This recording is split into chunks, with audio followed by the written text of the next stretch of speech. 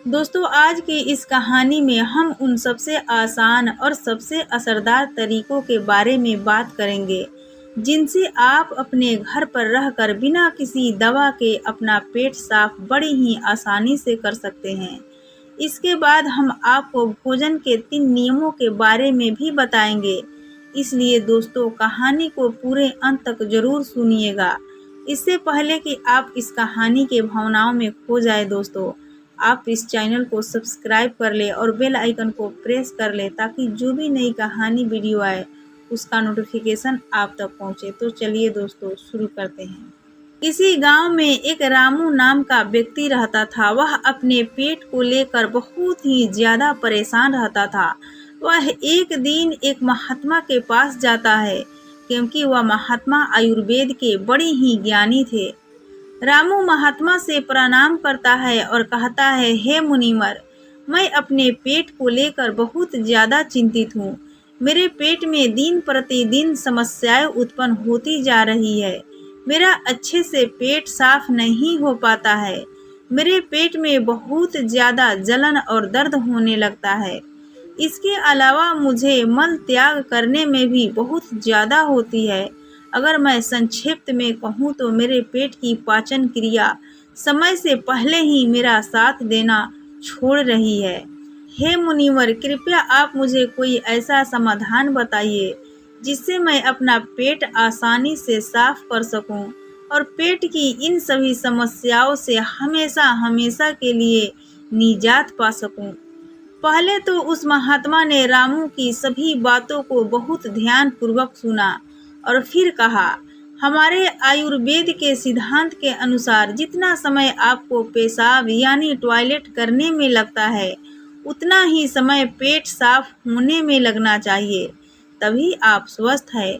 लेकिन बहुत सारे लोग टॉयलेट में बहुत देर तक बैठे रहते हैं, मोबाइल चलाते रहते हैं, लेकिन उसके बावजूद उनका पेट साफ ठीक से नहीं हो पाता और इसी कारण से उनके मन का संतुलन पूरे दिन बिगड़ा रहता है। बेचैनी, घबराहट, किसी काम में मन न लगना, ये सब ठीक से पेट साफ ना होने की वजह से होता है। जब भी आप अपनी किसी भी बीमारी का इलाज आयुर्वेदिक पद्धति के अनुसार करवाते हैं तो सबसे पहले आपके पेट की सफाई की जाती है। यह अपने आप में पूरा इलाज नहीं है, लेकिन यह शरीर के सुधार के लिए बुनियादी वातावरण पैदा करता है। कोई भी दवा तभी ठीक प्रकार से काम करेगी जब आपका पेट साफ होगा, वरना तो आप कितनी भी दवाइयाँ ले, कितना भी इलाज करवा ले, कोई फर्क नहीं पड़ने वाला। शरीर हमें संकेत भेजता रहता है कि हमारा पेट साफ ठीक से नहीं हो पा रहा है, जैसे कि पसीने में दुर्गंध या मुंह से दुर्गंध आना। अगर वहां से दुर्गंध आ रही है तो हमें समझ जाना चाहिए कि हमारा पेट ठीक से साफ नहीं हो पा रहा है और हमें इसका हल ढूंढना होगा। ठीक से नींद ना आना, मानसिक समस्याएं, ये सारी चीजें पेट साफ ना होने के कारण ही पैदा होती है। फिर रामू ने कहा कि महात्मन, हमें अपना पेट साफ कैसे करना है? महात्मा ने कहा, आज मैं आपको पेट साफ करने के लिए कुछ प्रभावी आयुर्वेदिक जड़ी बूटियों और तरीकों के बारे में बताऊंगा। ये जड़ी बूटियां आपको कब्ज से भी छुटकारा दिलाने में मदद करेगी। महात्मा की इन्हीं बातों को सुनकर रामू बहुत ज्यादा उत्साहित हो जाता है और कहता है, महात्मन, कृपया आप मुझे उन सभी तरीकों के बारे में जानकारी दे दो जिससे मैं अपना पेट हमेशा के लिए स्वस्थ और साफ रख सकूं। इसके बाद महात्मा पहला तरीका बताते हुए कहते हैं, सबसे पहले हमें ये समझना चाहिए कि आज के समय में हमारी दिनचर्या और हमारा खान पान पूरी तरह से बदल चुका है और उसी बदलाव के वजह से हमारे शरीर में नाना प्रकार की बीमारियां पैदा होती है और हमारा पेट भी ठीक से साफ नहीं हो पाता। उदाहरण के लिए आज के समय में ज़्यादातर लोग फ्रिज का पानी पीते हैं जो कि बहुत ठंडा होता है और जितना ठंडा पानी आप पिएंगे आपके पेट में जमा गंदगी उतनी ही सख्त होती जाएगी और इसी कारण से कब्ज जैसी बीमारियां पैदा होती है। अगर पानी को गर्म करके गुनगुना करके पिया जाए तो पेट की गंदगी बड़ी ही आसानी से बाहर आ जाएगी। सुबह उठते ही 2 गिलास गुनगुना पानी करके आराम से घूंट घूंट करके पिए। कुछ लोगों को लग रहा होगा कि घूंट घूंट पानी करके पीने में बहुत समय लगेगा, लेकिन अगर यहाँ पर समय नहीं लगाएंगे, टॉयलेट में समय लगेगा। ये सबसे आसान और घरेलू नुस्खा है जो सब लोग अपना सकते हैं। बस संयम और नियम की ज़रूरत है। देखिए, ठीक तरह से पानी पीना आपकी बहुत सारी बीमारियों को ख़त्म कर सकता है। जितना हो सके दिन में ज़्यादा से ज़्यादा पानी पिए, लेकिन याद रहे ठंडा पानी बिल्कुल भी नहीं पीना है।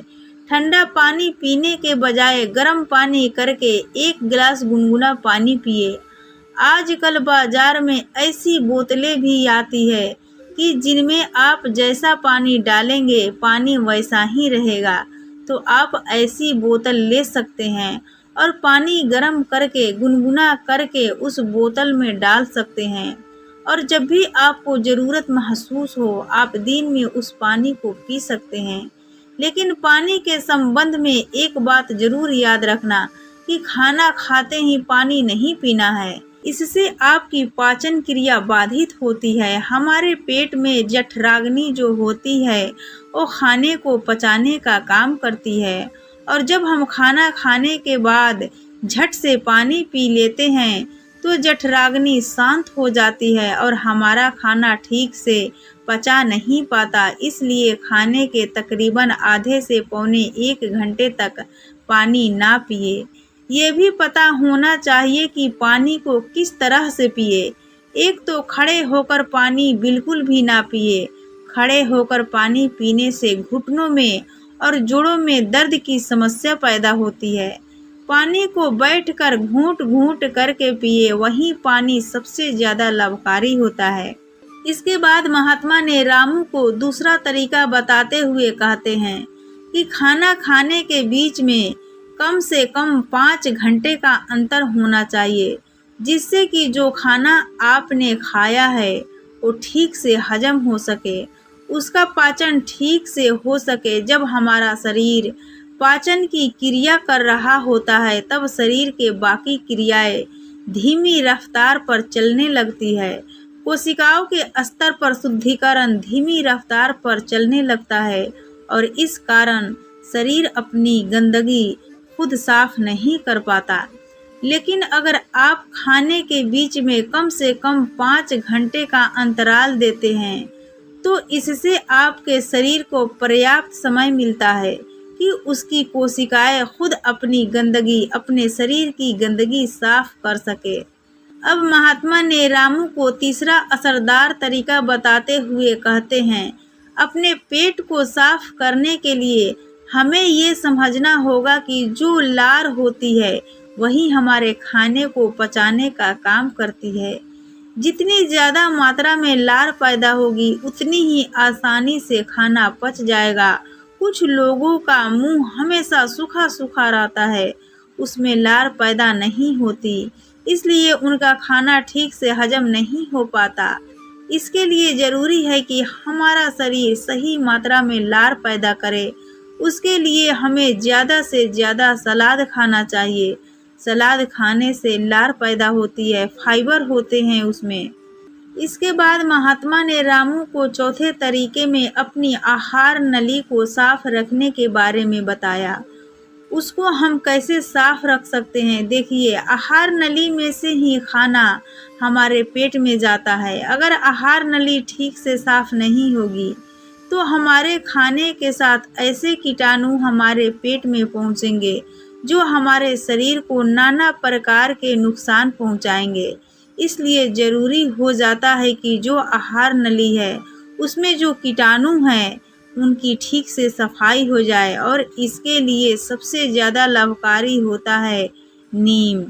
एक ऐसा दिव्य पेड़ नीम एक ऐसा दिव्य पेड़ है जो भारत में बड़ी आसानी के साथ उपलब्ध हो जाता है, हर जगह मिल जाता है।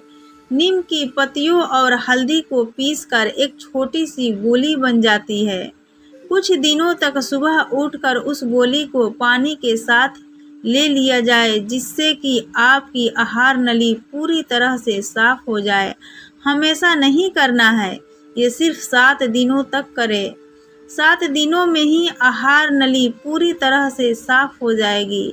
हर 3 महीने में इसको दोहराते रहे, जिससे कि आपकी आहार नली समय समय पर साफ होती रहेगी और आपके पेट में ऐसे कीटाणु कभी ना पहुंच पाए जो आपकी पाचन क्रिया को बाधित करते हैं।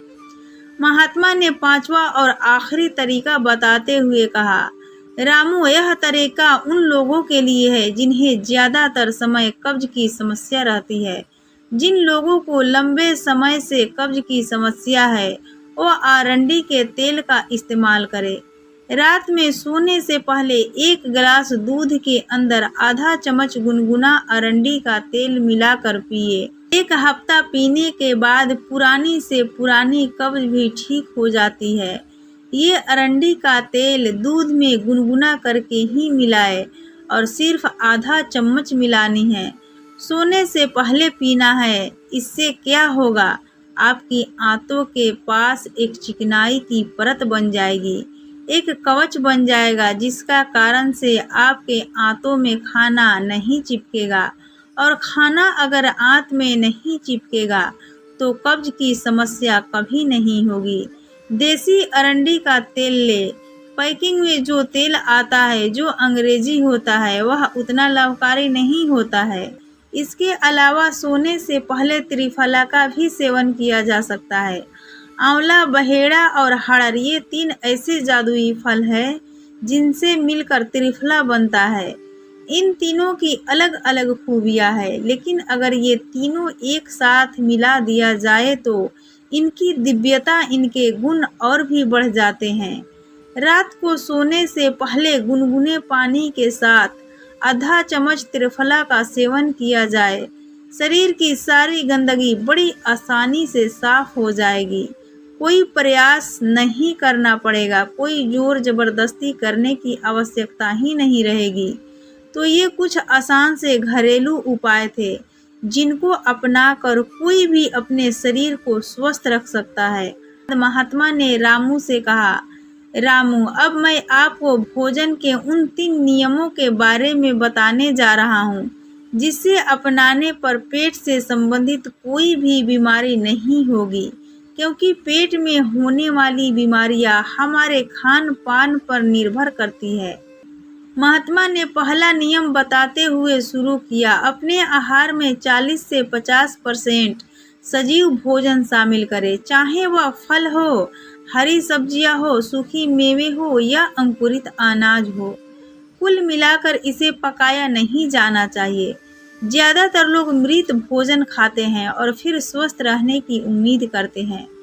मृत भोजन खाने का मतलब है कि हम किसी मृत चीज से जीवन निकाल रहे हैं, इसलिए इसमें कुछ लगेगा। हमारे शरीर से ऊर्जा निकलती है तो यह हमें ऊर्जा देती है। भोजन को पचाने के लिए आवश्यक सभी पाचक रस न केवल शरीर में पाए जाते हैं बल्कि उस भोजन में भी पाए जाते हैं।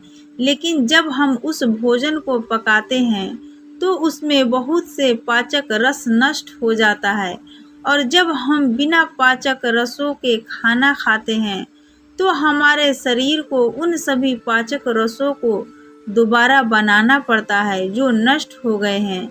लेकिन किसी व्यक्ति का पाचन तंत्र कितना भी अच्छा क्यों ना हो, वह उन सभी पाचक रसों को दोबारा नहीं बना सकता जो नष्ट हो गए हैं। दूसरा नियम, रामू ने पूछा, महात्मा दूसरा नियम क्या है? महात्मा ने कहा, दूसरा नियम शुद्ध शाकाहारी भोजन खाए, यानी जो भोजन पेड़ों से मिलता है, जानवरों से नहीं। मांस, मछली, अंडा ना खाए। प्रकृति ने हमारे शरीर को जानवरों को खाने के लिए नहीं बनाया है। महात्मा ने तीसरे नियम बताया कि बासी भोजन या लंबे समय तक रखा हुआ भोजन नहीं करना चाहिए। 17वें अध्याय के 10वें श्लोक में भगवान श्री कृष्ण कहते हैं कि जो भोजन पकाया जाता है उसे पकाने के 3 घंटे के भीतर ही खा लेना चाहिए। क्योंकि 3 घंटे के बाद वह भोजन तामसिक हो जाता है और उसमें से जीवन समाप्त होने लगता है। इसलिए भारतीय यौगिक संस्कृति में पका हुआ भोजन किया जाता है। 3 घंटे से ज़्यादा रखा तो खाया नहीं। हमारे पूर्वजों ने भी इसी नियम का पालन किया था, इसलिए खाना सीधे चूल्हे से उनकी थाली में आ जाता था। लेकिन आजकल ज़्यादातर लोग सुबह का खाना शाम को खाते हैं और रात का बचा हुआ खाना सुबह खाते हैं और कई बीमारियों को निमंत्रण दे देते हैं। महात्मा ने रामू को तीनों नियम बताने के बाद अपने ध्यान केंद्रित में लग गए और रामू ने महात्मा को प्रणाम किया और वहां से चला गया। तो दोस्तों, उम्मीद करती हूँ कि ये कहानी से आपको बहुत कुछ सीखने को मिला होगा। तो दोस्तों, ये कहानी आपको कैसी लगी कृपया हमें कमेंट बॉक्स में कमेंट करके ज़रूर बताएं और साथ ही अच्छी लगी होगी तो अपने दोस्तों के साथ ज़रूर शेयर करें। तो दोस्तों, हम विदा लेते हैं, फिर मिलेंगे ऐसे ही नई कहानी वीडियो के साथ। तब तक के लिए आप अपना ध्यान रखिए, अपना ख्याल रखिए, खुश रहिए और खुशियाँ बांटते रहिए।